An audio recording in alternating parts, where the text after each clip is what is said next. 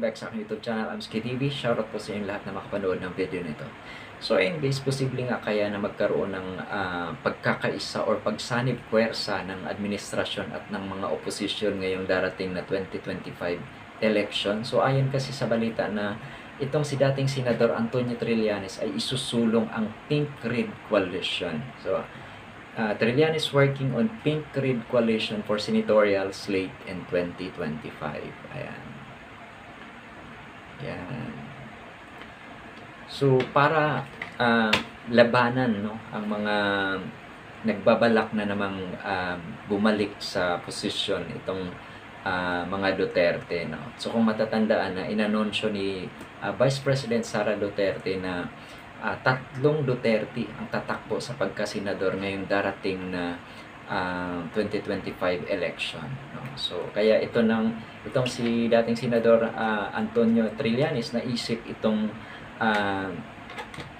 koalisyon na ito no para pagkaisahin muna no isang tabi muna yung mga nangyari nung nakaraan na para lang na hindi makapasok itong mga Duterte ulit no sa kapangyarihan no.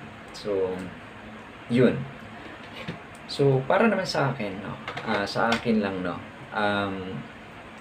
pwede para sa akin, no, kung ang interest naman ay para sa ikakaganda ng bansang Pilipinas, ikakaayos ng pamumuhay ng mga Pilipino, so, para sa akin, okay ako doon sa balak ni dating Senador Antonio Trillanes. Pero yun nga lang, no, yung ibang mga kung pabor din ba sila. So pabor din ba kayo ng mga kakampings na suportahan itong plano ni dating Senador Antonio Trillanes, no?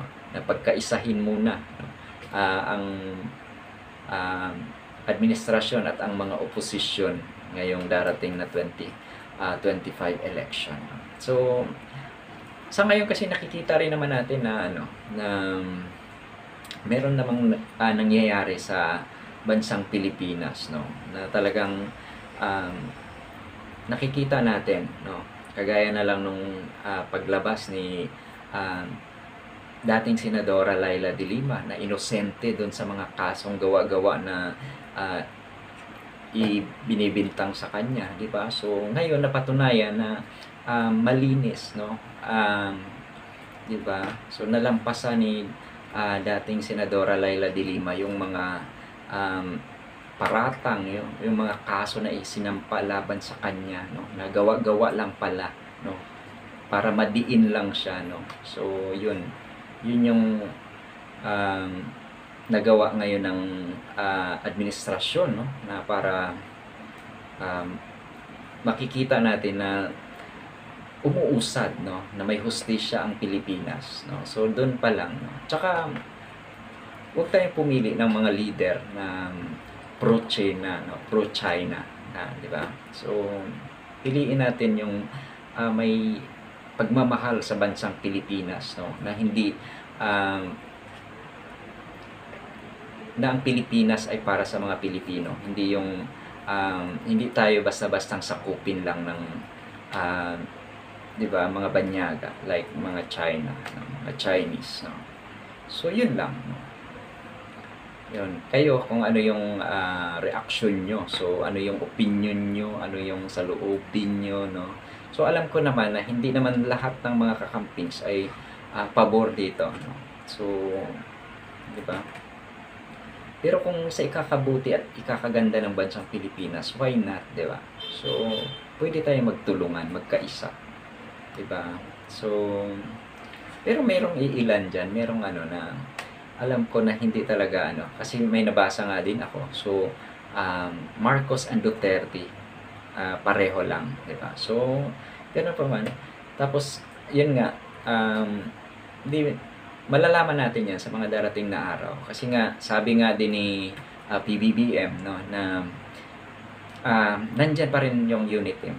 Walang pagbabago sa unit team kahit na nagbitiw si dating Defense Secretary at Vice President Sara Duterte sa pwesto no niya sa DepEd, pero nanatili na nandyan pa rin daw yung unit team. So yun, Abangan natin yung mga susunod na mga ah, mangyayari, no?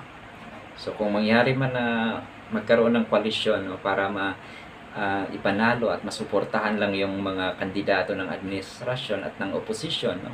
So sa oposisyon kasi nandyan sila, dating Senadora Laila de Lima na pwede ring tumakbo pagka-senador, na pwede ring ipanalo, no, na may nagawa na at may magagawa pa, no? Saka nandyan yung galing at tapang nila, no, sa pagtanggol sa bansang Pilipinas. Nandyan si dating Senador Kiko Pangilinan, no? Nandyan si dating Senador Bam Aquino, no? Nandyan si dating Senador Antonio Trillanes, kung magbago man ang desisyon niya na sa Senado na siya magtatakbo sa pagka-senador, no?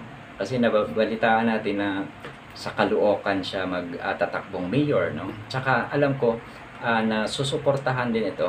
Malalaman natin sa mga darating na araw na kung suportahan nga na din ito ng ni dating Vice President Leni Robredo. So abangan po natin, marami pang mga mangyayari sa mga darating na araw, diba?